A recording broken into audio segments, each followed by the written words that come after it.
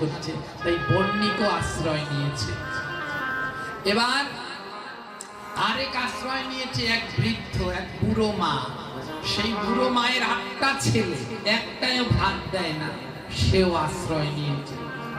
এবার ঠাকুর মশাই মা কালীর কাছে পুজো শেষ করে মা কালীর মাথায় শান্তির জল দিচ্ছে। শান্তির জল দেয়। এবার শান্তির জল দিচ্ছে আর বলছে ধনম দেহি, ওই মন্ত্র আছে না, ধনম দেহি, রূপম দেহি, যশো দেহি, আয়ুর দেহি, আছে না? এবার ওই ঠাকুর মশাই জলের ছিটা দিচ্ছে আর বলছে ধনম দেহি। যেই ধনম দেহি বলছে বর্ণিক লাভ দিচ্ছে, এই ঠাকুর মশাই দাদা এই ধনম দেহিটা বাদ দিন। বলে কেন? বলে আমার এত ধন, এই ধনের জ্বালায় আমি এখন আর ঘরে থাকতে পারি না, ঘর বাড়ি ছেড়ে মন্দিরে এসেছি। বলে বেশ, ধনম বাদ। এবার ঠাকুর মশাই আবার জল নিয়ে বলছে রূপম দেহি। ওই সুন্দরী মেয়ে লাভ দিচ্ছে, দাঁড়াও দাঁড়াও, রূপম দেহি বাদ বাদ বাদ। এই রূপের জ্বালায় আমি আর গ্রামে থাকতে পারলাম না, ছেলেরা পিছন পিছন ঘোরে, রূপম দেহি বাদ দাও, রূপ লাগবে না, রূপ বাদ। ঠাকুর মশাই বলছে বেশ, যশম দেহি। বিজ্ঞানী উঠে বলছে দাঁড়াও দাঁড়াও, যশ লাগবে না। ওরে বাবা, এই বিজ্ঞানের আবিষ্কারের জ্বালায় আমি ঘর ছাড়া যশটা বাদ দিই। এবার ঠাকুর মশাই বলছে পুত্রং দেহি। 80 বছরের বুড়ি লাঠিটা নিয়ে উঠছে, মন্ত্র সাবধানে বল, আমার বয়স 80 বছর, এখন বলো পুত্রং দেহি। এই 80 বছর বয়সে আমার ছেলে হলে আমি কোথায় যাব? 8টা ছেলের জ্বালায় আমি ঘর ছাড়া, আবার বলো পুত্রং দেহি, এটা বাদ দাও। ঠাকুর মশাই বলছে, এবার কোষাকুষি ঠাকুর মশাই ফেলে দিয়ে বলছে তা বলবো কি? ধনম দেহি বলতে পারবো না, রূপম দেহি বলতে পারবো না, যশম দেহি বলতে পারবো না, পুত্রং দেহি বলতে বলবো। তখন বাবাজি এসে হাত জোর করে বলছে কি বলবে জানো? আমার মহাপ্রভু বলেছে না ধনম না জনম না সুন্দরী কবিতাম বা জগদীশ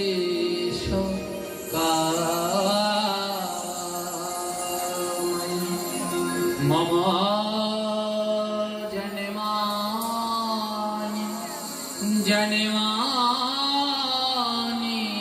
জনমানীশ্বরে ভগতা ভগবাদ ভক্তি অহৈতকে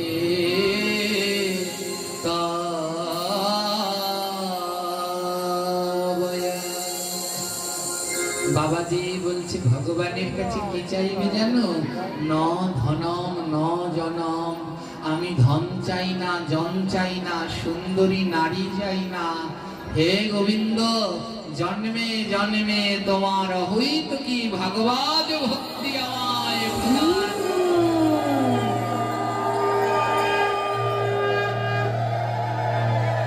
হে কৃষ্ণ ভক্তগণ, আমরা যে ভগবানের কাছে চাইতে জানি না, প্রভুর কাছে ধন জন নয়, তার কাছে অপার জন্ম জন্মানীশ্বরে প্রত্যেক জন্মে জন্মে ভাগবত ভক্তি প্রার্থনা করে।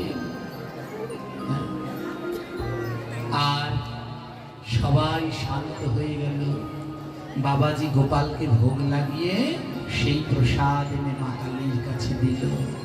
যারা বলছে মা কালীর পুজো করা যায় না, মা কালীর পুজোর প্রসাদ গ্রহণ করা যায় না, তারা মন দিয়ে শুনবে।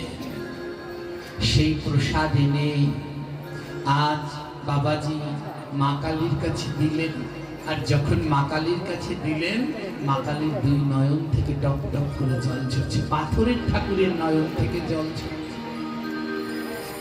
বাবাজি জিজ্ঞেস করছে, মা তুমি কাঁদছো কেন? মা কালী পাথরের ঠাকুর বলছে, জানিস বাবাজি, এতদিন পর্যন্ত আমার কাছে থালা ভরে আপেল কমলা মিষ্টি দিয়েছে, কিন্তু কোনোদিন প্রসাদ দেয়নি। আর ওরা জানে না এ জগতে মা কালী গোবিন্দের প্রসাদ ছাড়া অন্য কিছু গ্রহণ করে না। তাই আজ আমি প্রথম গোবিন্দের প্রসাদ পেলাম। সারা রাত ধরে হরিনাম হলো। সকালবেলা সবাই ঘুম থেকে উঠল। রাজার বাগানে ফুটেছে কত রকমের ফুল, কত রকমের ফুল ফুটেছে। বাবাজি মনে মনে বলছে এত ফুল, ফুল তুলে গোপালের জন্য একটা মালা গেঁথে গোপালের গলায় পরাবো।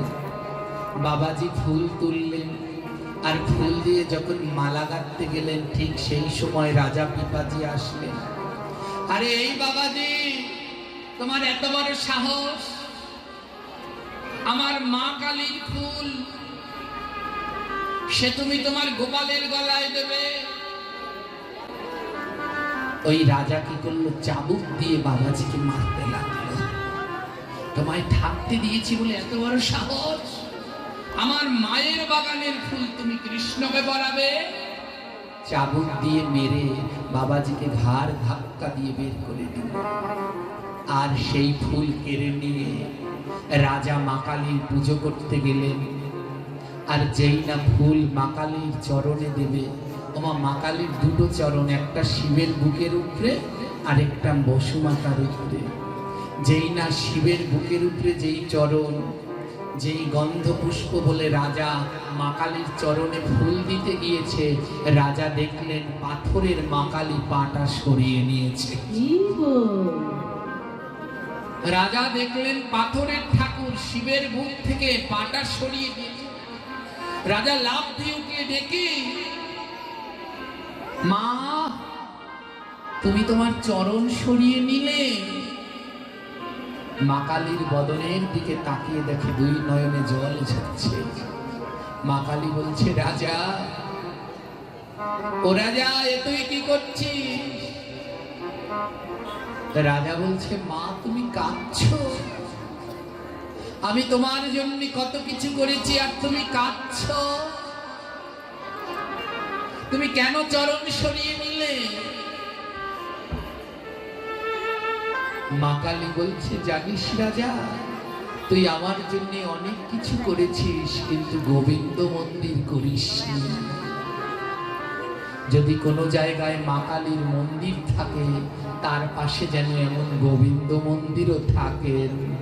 কারণ মা কালী প্রতিদিন ওই গোবিন্দ মন্দিরে যায় গোবিন্দেরও ভজন করার জন্য। মা কালী গোবিন্দেরই সেবা করেন। ও রাজা, তুই আমার জন্য অনেক কিছু করেছিস, কিন্তু গোবিন্দের প্রসাদের ব্যবস্থা করিস না।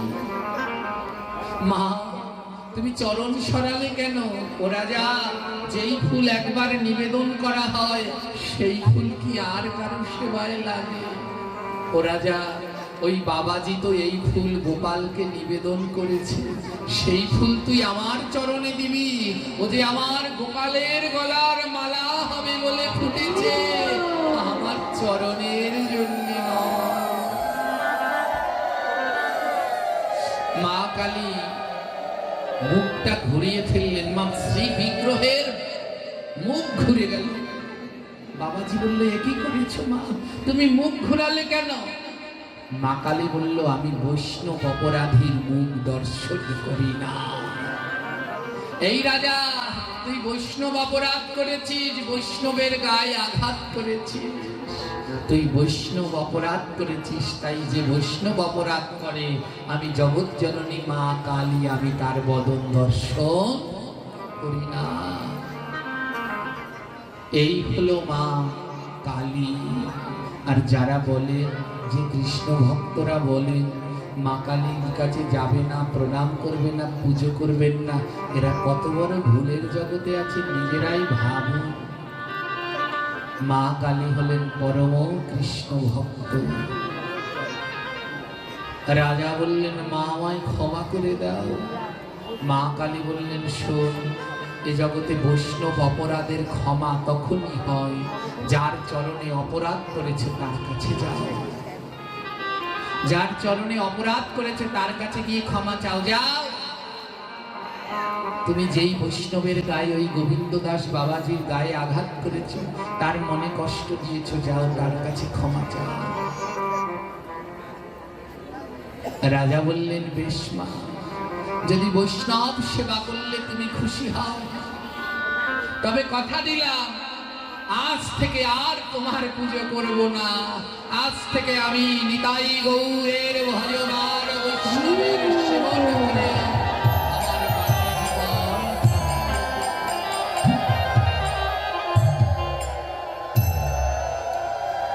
ছুটতে ছুটতে বাবাজির কাছে গেলেন, আর সেই মালাটা নিয়ে বাবাজির গলায় পরিয়ে চরণ ধরে ক্ষমা চাচ্ছে। বাবাজি, আমায় ক্ষমা করে দিন, এত বছর ধরে আমি বুঝতে পারিনি কৃষ্ণ নামের কি মহিমা। তাই আমি যখন ভুল বুঝতে পেরেছি, আমি সিদ্ধান্ত নিয়েছি আমি আর রাজত্ব করব না। তাই এই রাজ্যপাট ছেড়ে দিয়ে আজ আমি বেরিয়ে পড়ব। বলুন বলুন, কোথায় কৃষ্ণ আছে? কোথায় কৃষ্ণ আছে? যেখানে কৃষ্ণ আছে আমি সেখানে যাব। বাবাজি বললেন, বৃন্দাবনে। বৃন্দাবনে নন্দগ্রাম, সেখানে কৃষ্ণ আছে। বাবাজি বললেন, আমি এখনই বৃন্দাবনে রওনা দেব। 7 রানীকে ডাকলেন, রানীগণ, আমি বৃন্দাবনের পথে রওনা দেব, আমি বৃন্দাবনে যাব। 7 রানী বলল, আমরাও যাব। বাবাজি ডেকে বলছে, শোনো, যদি এই 7 জন তোমার পিছন পিছন যায়, তোমার কোনোদিনই কৃষ্ণ ভজন হবে না। বলে, এবার আমি কি করব বাবাজি? বলে, পরীক্ষা। এই 7 রানীর মধ্যে কে তোমায় প্রকৃত ভালোবাসে? বাবাজি শিখিয়ে দিলেন, শোনো, তোমরা 7 রানী যদি আমার সাথে যাও, তোমাদের খাবার জোগাড় করব, পড়ার জোগাড় করব না, আমি ভজন করব। তাই এই 7 রানীর মধ্যে সেই আমার সাথে যেতে পারবে যার গায়ে একটা বস্ত্র থাকবে না। বলো, যার এই 7 রানীর মধ্যে কে পারবে গায়ের বস্ত্র খুলে আমার সাথে যেতে? বড় রানী বলল, আমি পারবো না। ওরে বাবা, উলঙ্গ হয়ে যেতে হবে? আমি পারবো না। এক এক করে সবাই চলে গেল, কিন্তু ছোট রানী সীতা ছিল কৃষ্ণ ভক্ত। এ জগতে আদর্শ স্ত্রীর কাজ কি? স্বামী যেদিকে যাবে স্ত্রীও যেন সেই পথে। ছোট রানী কি করলেন? ছোট রানী এগিয়ে আসলেন, আমি যাব। ছোট রানী তার গায়ের বস্ত্র যেই খুলতে গেলেন, বাবাজি গায়ের উত্তরীটা পরিয়ে দিলেন, যাও, তুমি যাও। বাবাজি বললেন, ইনি তোমার সহধর্মিনী। ওই 6 জন স্ত্রী আর একজন হলেন সহধর্মিনী। যিনি স্বামীকে ধর্মের পথে সহায়তা করে তাকে বলে সহধর্মিনী। যাও। সহধর্মিনী পাশে থাকলে কৃষ্ণ ভজন নষ্ট হয় না, আর স্ত্রী পাশে থাকলে কৃষ্ণ ভজন নষ্ট। চলতে লাগলেন সেই বৃন্দাবনের পথে। বল, রাধে রাধে রাধে রাধে রাধে রাধে রাধে রাধে বলে বৃন্দাবনে চলে আসলো সেই গোকুলে। আর গোকুলে এসে সবাইকে জিজ্ঞেস করছে, হ্যাঁ গো, কৃষ্ণ কোথায়? গোকুলবাসীরা বলল, কৃষ্ণ এখন আর গোকুলে নাই, কৃষ্ণ বৃন্দাবনে গেছে। তাই বৃন্দাবনে রওনা দিয়েছে। বলো, রাধে রাধে রাধে রাধে রাধে রাধে রাধে।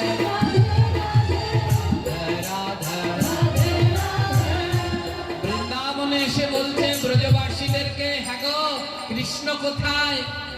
ব্রজবাসীরা বলে, কৃষ্ণ বৃন্দাবনে নেই। ওই মথুরা থেকে অক্রূর এসেছিল, আর অক্রূর রথে করে কৃষ্ণকে মথুরায় নিয়ে গেছে। তাই কৃষ্ণ মথুরায় গেছে। রাজা পিপাজি আর রানী সীতাকে বলছে, চলো তাহলে আমরা মথুরায় যাই। বলো, শ্যাম শ্যাম শ্যাম শ্যাম শ্যাম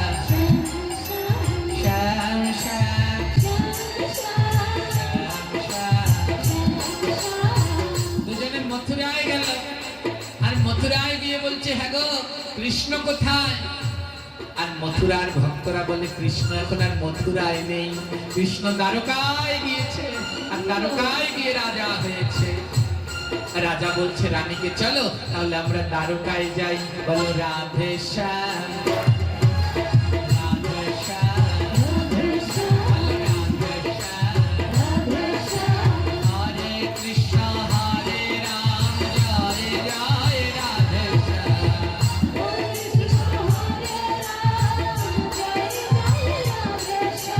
নিতাই গৌর রাধে শ্যাম, জপ হরে কৃষ্ণ হরে রাম। সবাই বলো রাধে শ্যাম, বলো রাধে শ্যাম। রাধে রাধে রাধে রাধে রাধে রাধে রাধে শ্যাম।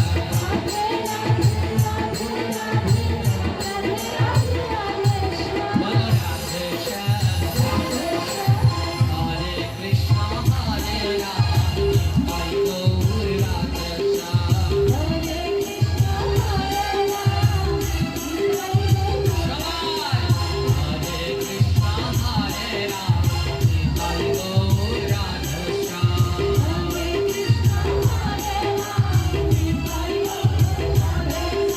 নিতাই নিতাই নিতাই নিতাই নিতাই নিতাই গৌর হরে। বলো রাধে শ্যাম, রাধে শ্যাম। হরে কৃষ্ণ হরে রাম, জয় জয় রাধে শ্যাম।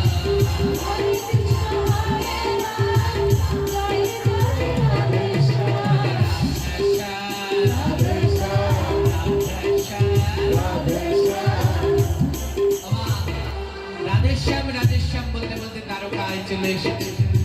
এবার দ্বারকার ভক্তরা তাদের কাছে জিজ্ঞেস করছে, হ্যাঁ গো কৃষ্ণ কোথায়? দ্বারকার ভক্তরা বলছে, জানো একদিন কৃষ্ণ এই দ্বারকায় ছিল, কিন্তু ওই যে সর্বনাশা সমুদ্র, ওই সমুদ্রের তলে আজ দ্বারকা হারিয়ে গেছে। তাই দ্বারকার ভক্তরা সমুদ্রের দিকে তাকিয়ে থাকে, কৃষ্ণ ওই সমুদ্রের জলে ডুবে গেছে।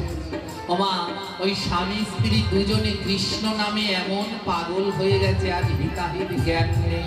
বলে এই পাগল কখন হওয়া যায়? বলে যখন শ্যামা মায়ের চরণে আশ্রয় করে কৃষ্ণ ভজন করা যায়। রাজা পিপাজি বলল রানীকে, রানী চলো, কৃষ্ণ যখন জলের নিচে, আমরাও তাহলে জলের নিচে চলে যাই। তোমার জলের নিচে গেলে আর কেউ বাঁচে? রাজার রানী রাধেশ্যাম নাম করতে করতে সমুদ্রের মধ্যে চলে গেল। বলো রাধে শ্যাম, রাধে শ্যাম। হরে কৃষ্ণ হরে রাম, জয় জয় রাধে শ্যাম।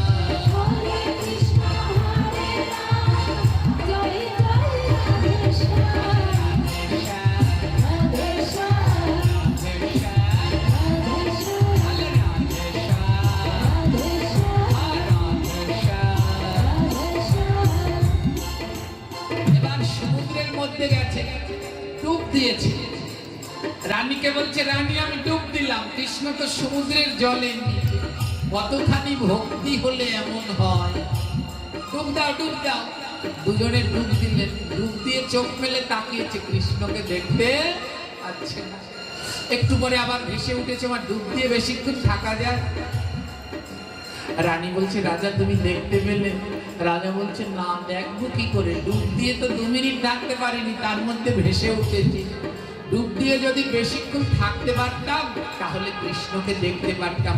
ও রানী, একটা কাজ করি কি? বলে গলায় একটা পাথর বাঁধি, গলায় পাথর বেঁধে ডুব দে। আর গলায় পাথর বেঁধে যদি ডুব দেই আর উঠতে পারবো না, ওই জলের মধ্যে ডুবে থাকবো আর কৃষ্ণ দর্শন করবো। এক পাশে দাঁড়িয়ে মহাজন বলছে, হৃদয়ের মাঝে কতখানি ভক্তি হলে আর ভক্তির কতখানি উগ্র পথে গেলে মনের মধ্যে এমন ভক্তি যাবে আজ পাথর বেঁধে ডুব দেব। চেতনা নেই যে পাথর বেঁধে ডুব দিলে আর কেউ বাঁচে না। দুজনে গলায় দুটো পাথর বাঁধলেন। এক পাশে দাঁড়িয়ে মহাজন বলে, ওরে তোরা ডুব দিস না, ওই পাথর বেঁধে ডুব দিলে আর বাঁচবি না। আর ভক্ত বললেন, যে জীবনে কৃষ্ণ দর্শন পাবো না সে জীবনে বেঁচে থেকে লাভ কি?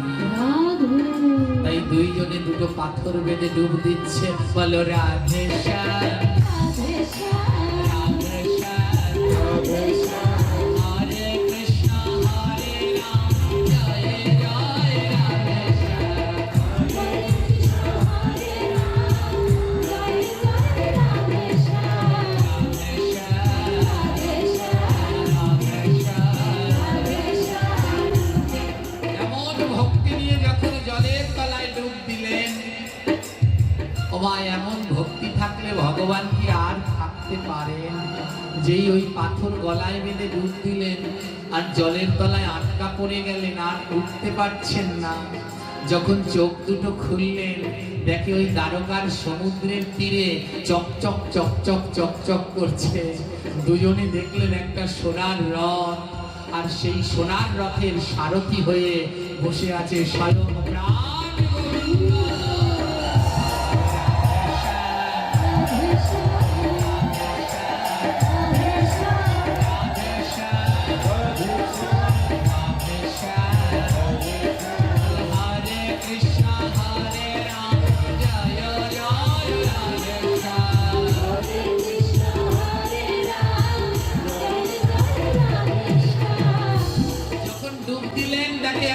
সোনার রথ, আর সেই রথের সারথি হয়ে বসে আছেন স্বয়ং ভগবান শ্রীকৃষ্ণ। কিন্তু দুজনার গলায় কি বাধা? পাথর বাঁধা। পাথর দিয়ে যদি এবার না খুলতে পারে, কৃষ্ণের কাছে যেতে পারবে? জোরে বলুন, পারবে? এইখানে দাঁড়িয়ে মহাজন বললেন, আমাদের সবার গলায় একখানা করে পাথর বাঁধা। এই পাথরটার নাম সংসার। এই পাথরটার নাম কি? যতক্ষণ পর্যন্ত এই সংসার নামক পাথরে বাধা থাকবেন, যতই চেষ্টা করেন কৃষ্ণ রথ নিয়ে আসলেও যেতে পারবেন না। ওরা দুজনে ছটফট করছে কিন্তু যেতে পারছে না,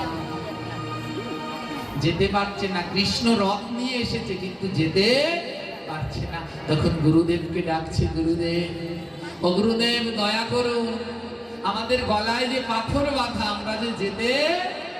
গুরুদেব এসে পাথর থেকে দড়িটা খুলে দিল, আর ওরা দুইজনে কৃষ্ণের রথে উঠল। শিক্ষা, এই সংসার নামক এক ভারী পাথরের সাথে আমরা বাঁধা। এই পাথর দিয়ে আমাদের যদি কেউ মুক্তি দিতে পারে, সে হলো শ্রী গুরুদেব। আজ গুরুদেব যখন সেই দড়ি খুলে দিলেন, আর সেই কৃষ্ণ ভক্ত রাজা আর রানী আমার গোবিন্দের নৌকায় উঠে বসলেন। আজ ভক্ত নিয়ে ভগবান বৃন্দাবনে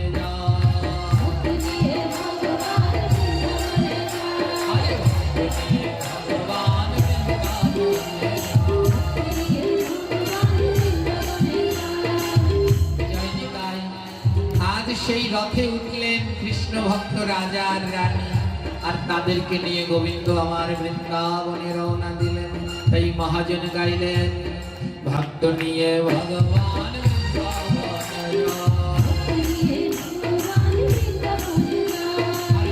দেখি নর নারী জয় ধ্বনি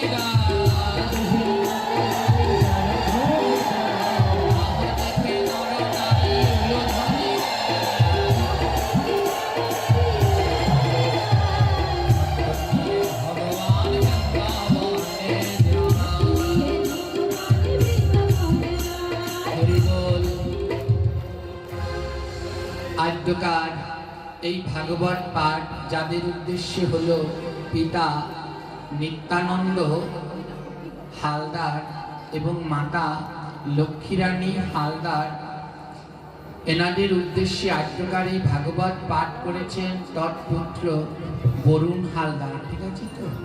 সর্বপ্রথম আমরা সকলে এই বরুণ হালদারের চরণে ভক্তিপূর্ণ দণ্ডবত প্রণাম জানাচ্ছি। বাবা একটু সময় হলেও আমরা এখানে সাধু সঙ্গ করতে পারলাম না জোরে বলি।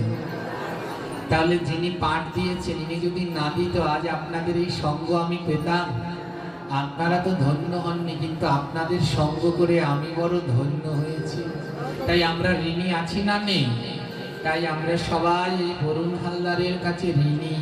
তার জন্যই আজ আমরা এই মধুময় সাধু সঙ্গ করতে পারলাম। এবার তার উদ্দেশ্য কি? নিত্য ধামগত তার মাতা পিতার আত্মা যেন গোবিন্দ চরণে অনন্তকাল ধরে থাকতে পারে, সেই প্রার্থনা। তাই তার মাতা পিতার আত্মার শান্তি কামনায় আমরা সবাই মিলে দুটি হাত জোর করে গোবিন্দের কাছে প্রার্থনা করব। তাই সবাই মিলে দুটি হাত জোর করুন আর আমার সাথে বলুন, হে গোবিন্দ হে নম হে মধুসূদন হে গিরিধারী হে নারায়ণ। আজ যার উদ্দেশ্যে হলো এই ভাগবত পাঠের আয়োজন, তার যদি থেকে থাকে কোনো ভুল ত্রুটি অপরাধ, ক্ষমা করে দিও আমার অনাথের নাম। হে গোবিন্দ হে নাথ হে গিরিধারী, কৃপা করে দিও তাদের তোমার চরণে তরি। তাদের যদি থেকে থাকে কোনো দেনা পাওনা, ক্ষমা করে দিও গো বৃন্দাবনের কাল সোনা। যেই সন্তান মাতা পিতার জন্য করল এই ভাগবত পাঠের আয়োজন, সুস্থ সবলে রেখো তারে প্রভু নারায়ণ। শক্তি আর সামর্থ্য কর প্রভু দান, প্রতি বছর এমনি করে যেন মাতা পিতার নামে একদিন দিতে পারে এই ভাগবত সেবা। এমনি করে ভক্তদের এনে যেন বৃন্দাবনে মিলাতে পারে। ভক্তবৃন্দ কর জোরে এই প্রার্থনা। আজ শুনল যারা তোমার বাণী, গাইল যারা গান, তোমার ভাগবত পাঠে করল যারা দক্ষিণাদান, দূর দূরান্ত থেকে এলো যত কৃষ্ণ ভক্তগণ, যারা করল তোমার ভক্তদের জন্য প্রসাদের আয়োজন। পাঠ অন্তে ভক্তদের মাঝে করবে যারা প্রসাদ বিতরণ, এই মন্দির কমিটিতে আছে তোমার যত সদস্যগণ। সকলকে সুস্থ রেখো প্রভু নারায়ণ, অন্তিম কালে দিও তোমার রাঙাচরণ। এবার নিতাই গৌর হরি বলে ভক্তবৃন্দ সবাই মিলে প্রেমা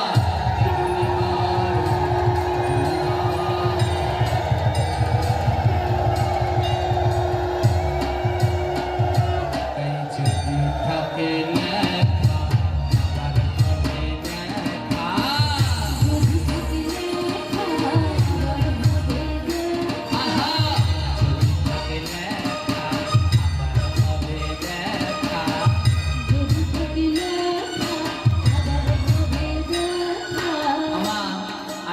আমাদের হরিকথা এখানে বিশ্রাম। তাই যদি থাকে লেখা আবার হবে